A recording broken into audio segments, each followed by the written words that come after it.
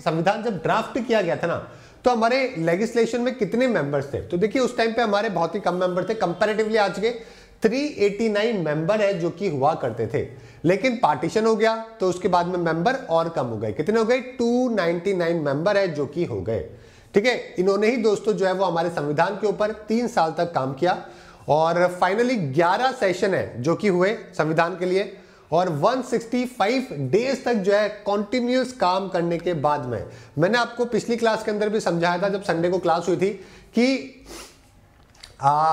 जो हमारे नेहरू जी थे उन्होंने क्या किया था, सबको अपने अपने डिपार्टमेंट्स दे दिए थे कि भाई आप एक काम करो, आप फंडामेंटल पे राइट्स पे काम करो, आप इस पे राइट टू प्रिंसिपल्स पे काम करो, आप स्पोर्ट्स पे काम करो, आप माइनॉरिटीज के ऊपर काम करो, आप वुमेन पे काम करो।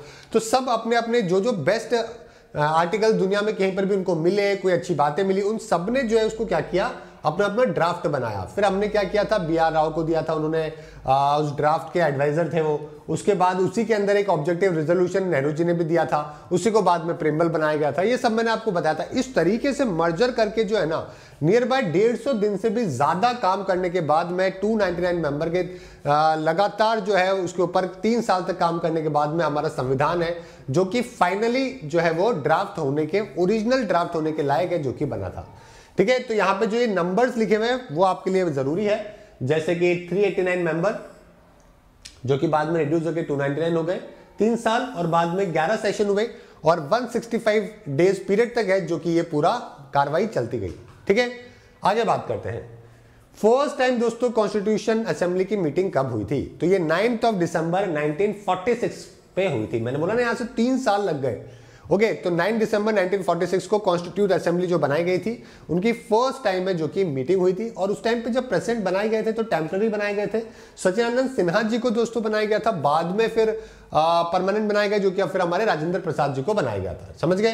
तो अक्सर ये भी पूछा जाता है। तो ये सेकेंड बात आपको फैक्ट है जो कि आपको पता होना चाहिए कि कॉन्स्टिट्यूट असेंबली की फर्स्ट टाइम मीटिंग है जो कि कब आयोजित करवाई गई। ठीक है, इसके अलावा आगे बढ़ते हैं। प्रेम बिहारी जी, दोस्तों हमारा जो ओरिजिनल कॉन्स्टिट्यूशन है ना, आपने फोटो देखी होगी कई बार, तो उसको ओरिजिनल कॉन्स्टिट्यूशन को हाथों से लिखा गया है इटैलिक स्टाइल में। तो ये बहुत ही अच्छी हैंडराइटिंग है जो कि दोस्तों प्रेम बिहारी जी की हुआ करती थी, इसलिए हिंदी और इंग्लिश 2 भाषाओं में हमने जो है उनसे हैंड रिटन के तौर पे दोस्तों जो है ये लिखवाया है। कितने टोटल वर्ड्स हैं? 117369, इतने सारे वर्ड्स हैं जो कि उन्होंने लिखे अपने हाथों से। और अगर आप ऊपर या नीचे देखोगे ना अगर हमारे संविधान के, तो आपको वहां पे बहुत सारी डिजाइन्स भी मिलेगी, है ना। तो ये शांति निकेतन के पेंटर्स थे दोस्तों, राम मनोहर सिन्हा जी और नंदलाल बोस जी।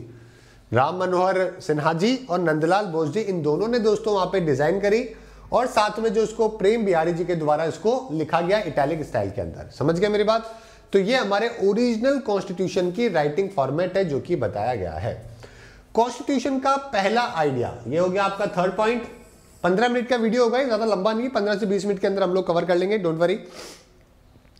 आगे बात करते हैं। फर्स्ट टाइम जो ये आइडिया आया कॉन्स्टिट्यूशन का, एक किसके द्वारा? एमएन रॉय के द्वारा दोस्तों दिया गया था।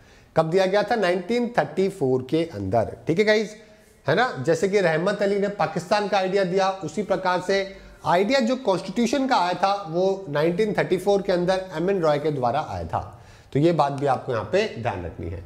नेक्स्ट चलते हैं 5वें पॉइंट के ऊपर। जैसे कि अभी थोड़ी देर पहले ही मैंने आपको बताया था कि पंडित नेहरू जी के द्वारा इंट्रोड्यूस किया गया था ऑब्जेक्टिव रेजोल्यूशन, उसी को ही बाद में 22 दिसंबर 1947 को एज ए प्रिंबल के तौर पे दोस्तों अडॉप्ट है जो कि किया गया था 22 दिसंबर 1947। ठीक है, 22 दिसंबर 1947। ऑलराइट, ध्यान रखिएगा, इंपॉर्टेंट है। आपसे पेपर पूछेंगे कि किसको जो है वो प्रिंबल के तौर पे रिकॉग्नाइज किया गया, तो ऑब्जेक्टिव रेजोल्यूशंस थे जिनको रिकॉग्नाइज किया गया, और डेट है 22 जनवरी 1947 को। ठीक है, ध्यान रखिएगा। आपका 5वां पॉइंट, छठा, और कहां पर इसको रखा हुआ है हमारी ओरिजिनल कॉन्स्टिट्यूशन को? तो इसको हमारे पार्लियामेंट के अंदर ही दोस्तों रखा हुआ है। एक हीलियम फिल्ड केस है, 22 इंच लॉन्ग है, 16 इंच ब्रॉड है, उसी के अंदर हमने हमारी ओरिजिनल जो हमारी संविधान की कॉपी है उसको हीलियम फील्ड केस में उसको रखा हुआ है, हिंदी को भी और इंग्लिश वाली किताब को भी। और ये हमारी सेंट्रल लाइब्रेरी है दोस्तों पार्लियामेंट के अंदर। ठीक है, तो 3 एग्जीक्यूटिव कॉपीज है जो कि हमने वहां पे रखी हुई है, स्पेशली हीलियम फील्ड केस के अंदर, है ना। ध्यान रखिएगा, इसके लेंथ और ब्रेथ भी आपको पता होनी चाहिए, आइडिया होना चाहिए कि 22 इंच और 16 इंच के आसपास है जो कि देखने को मिलती है। Good morning Varun, Rashmi, Manish, Venkatesh, Sushmita, good morning everyone. एक बार वीडियो को शेयर कर देना सो दैट और भी बच्चे ज्वाइन कर सके।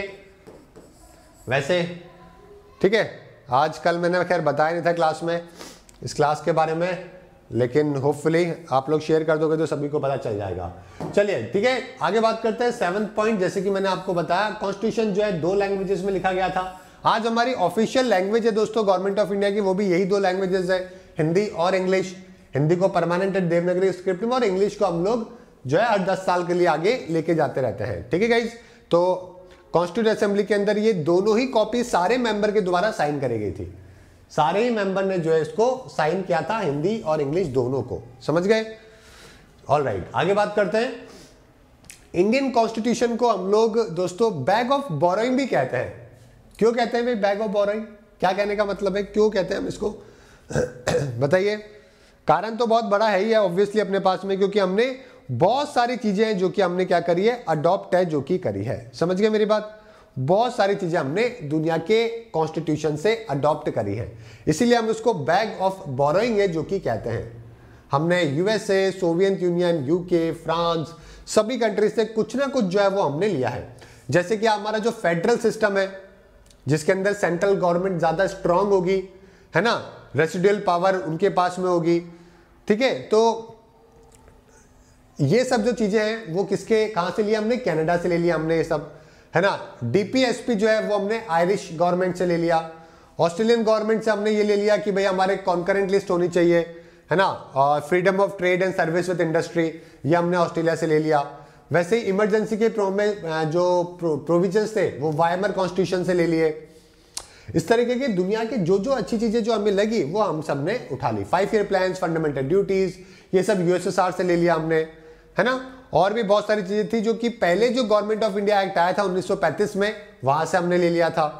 ओके, जो हमारे संविधान को अमेंडमेंट कैसे करना है, और ये कहां से लिया था? ये हमने लिया था आई गेस साउथ अफ्रीका से। तो इस तरीके से हमने दुनिया से बेस्ट चीजें जो हमें जहां से लगी वो सब हमने अडॉप्ट कर ली। ठीक है, एक बार वीडियो को शेयर कर देना गाइस। Good morning everyone. चलिए नेक्स्ट बात करते हैं। ये भी हमारा एक बहुत अच्छा पॉइंट हो गया जो कि 8वां पॉइंट है। नेक्स्ट पॉइंट है दोस्तों कि कितना टाइम है जो कि हमारे संविधान को लिखने में लगा। तो टोटल मिला के दोस्तों जो हमारा संविधान तैयार हुआ उसको लगे 2 साल 11 मंथ्स एंड 18 डेज। काफी लंबा चौड़ा टाइम है, क्योंकि यार लंबा बड़ा भी तो बहुत है कॉन्स्टिट्यूशन।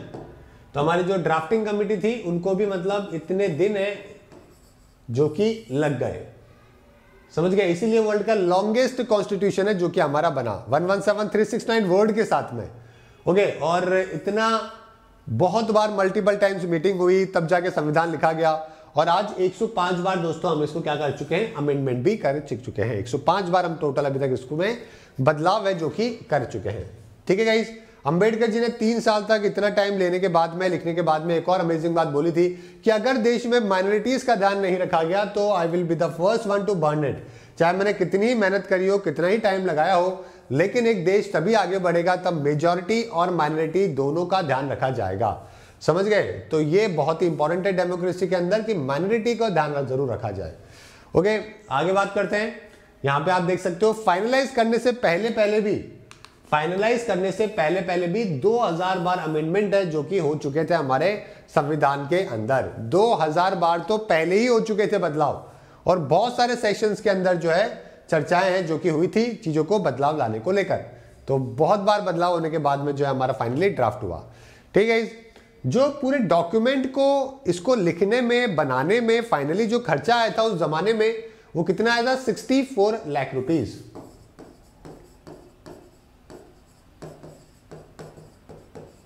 इतना खर्चा है जो कि किया गया था उस जमाने में जब हमारे संविधान को लिखा गया।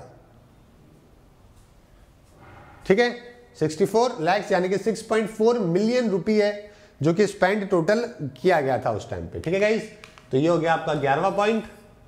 और एक और इंपॉर्टेंट पॉइंट है इसके आगे, जैसे कि Magna carta of Indian constitution किसको कहते हैं? Magna carta of Indian constitution कौन बताएगा? देखिए, Magna carta of Indian constitution हम लोग कहते हैं हमारे फंडामेंटल राइट्स को, है ना। पेपर में बहुत बार आता है सवाल, क्योंकि जॉन इंग्लैंड के अंदर जॉन करके थे, उन्होंने rights of issue of rights है जो कि इशू करे थे 1215 में। They were the first one in the world जिन्होंने फंडामेंटल राइट्स इंट्रोड्यूस करे थे, है ना। तो उसी को ही मैग्ना कार्टा है जो कि हमारे भारतीय संविधान का भी कहा जाता है फंडामेंटल राइट्स को, ठीक है। इसके अलावा टोटल मिला के 105 बार दोस्तों हमारे यहाँ पे टोटल अमेंडमेंट है जो कि हो चुके हैं। अब आपको पता होना चाहिए कि कौन सा अमेंडमेंट 100 के बाद वाले तो सारे पता होने चाहिए एटलीस्ट। तो अगर आपसे पूछा जाए कि 100 कॉन्स्टिट्यूशन अमेंडमेंट एक्ट कौन सा है, तो क्या बताओगे? जल्दी से बताओ। 101, 102, 103, 104 और अभी तो कौन सा है? 105। तो लेटेस्ट से चले, लेटेस्ट से बात करें तो लेटेस्ट वाला कौन सा था कि स्टेट को जो है वो सेंट्रल गवर्नमेंट ने पावर दे दी है कि वो अपनी खुद की ओबीसी की लिस्ट है जो कि तैयार कर सकते हैं। एम आई राइट? 105वां यही था। अरे जल्दी यस और नो बताओ मेरे को। 105 वाला यही था। 101 तो आपको पता ही होगा सभी को। 101 बहुत ही सिंपल है, जीएसटी वाला, ठीक है। 103 भी सभी को पता होगा, ईडब्ल्यूएस वाला, ये तो बहुत ही बच्चों वाले। 100 वाला जो था वो इंडिया बांग्लादेश बॉर्डर वाला था। तो इसमें भी आपको कुछ खास दिक्कत है जो कि नहीं आई होगी, ठीक है। मैं यहीं पे लिख देता हूँ, ज़्यादा बेटर रहेगा आपके लिए। ये आपसे पेपर में आएगा, 101% क्वेश्चन है जो कि यहाँ से फ्रेम होता है। 102, 103, 104 और 105। 100 के बाद वाले कर लो, उससे पहले वाले जो है करंट अफेयर्स के हिसाब से जो है वो उतने इंपॉर्टेंट है जो कि नहीं है, ठीक है। अब जैसे कि 100 वाला तो हो गया, इंडिया बांग्लादेश बॉर्डर इशू था। 100 वाला था ये तो, बांग्लादेश बॉर्डर वाला, ठीक है। 100 वाला था बांग्लादेश के साथ बॉर्डर इशू। 101 हो गया आपका जीएसटी। 103 हो गया आपका ईडब्ल्यूएस।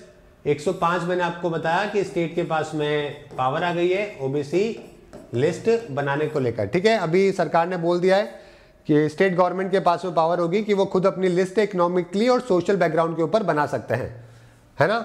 तो सुप्रीम कोर्ट ने पहले दिया था जजमेंट कि भाई सेंट्रल गवर्नमेंट है जो कि आइडेंटिफिकेशन करेगी, जिससे काफी प्रॉब्लम हो रही थी। 104 के अंदर क्या था जो कि बनाने हमने जो भी अपने एसटी एससी जो है उनकी जो सीट्स हैं लोकसभा में रिजर्वेशन को बढ़ाया गया था और विधानसभा के अंदर रिजर्वेशन को बढ़ाने को लेकर बात बोली थी, याद है आपको। तो 104 में ये था। अब बच गया आपका कुल मिला के 102। जीएसटी के बाद में 102 के अंदर कौन सा अमेंडमेंट है जो कि हुआ था, जल्दी बताइए। तो इसके अंदर फॉर्मेशन हुआ था national commission for backward class. National commission for backward class है जिसका फॉर्मेशन किया गया था, ठीक है। तो ये 102 था, समझ गए मेरी बात। 100 के अंदर बॉर्डर इश्यूज थे, फिर से बताया मैंने आपको अभी। 101 के अंदर दोस्तों जीएसटी था, जहां पे आपके एडिशन किया गया आर्टिकल 246 में और भी बहुत सारे आर्टिकल्स के अंदर, है ना। 103 आपका इंपॉर्टेंट है क्योंकि यहाँ पे आर्टिकल 15 और 16 में क्लॉज है जो कि एड ऑन करे गए। उसके बाद वाले अगर आप नहीं भी याद करोगे तो भी चलेगा। यहाँ पे रिजर्वेशन ऑफ सीट में आर्टिकल 344 का रोल है जो कि देखने को मिला था, है ना। और इसके अंदर आपके 338A ऐड किया गया था और 342 ऐड किया गया था।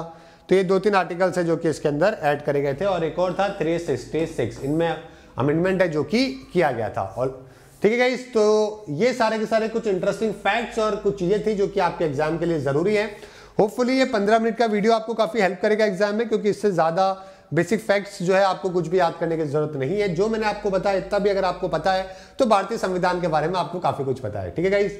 होपफुली आपको ठीक है काफी आइडिया लग गया होगा। अब हम लोग अगले संडे को क्या कवर करेंगे, हम लोग आएंगे हमारे first part of the Indian constitution के ऊपर। हमने फ्रेमिंग देख ली, हमने प्रिम्बल देख लिया, हमने फैक्ट्स देख लिए। अब हम लोग चलेंगे हमारे फर्स्ट वीडियो की तरफ जो कि होगा हमारा part 1 of the Indian constitution, जो कि हम लोग करेंगे अगले संडे को, ठीक है। तो अगले संडे को वापस से सुबह 9 बजे इसी टाइम पे जो मेन चैनल है अपना एसएससी वाला, यह वाला जो चैनल है अपना, इसी के ऊपर अपनी क्लास है जो कि अपन करेंगे, ठीक है। ऑल राइट, तो मिलते हैं वापस से। Thank you everyone, goodbye and have a nice day. एक बच्चा पूछ रहा है मिनी कॉन्स्टिट्यूशन, तो आपका मिनी कॉन्स्टिट्यूशन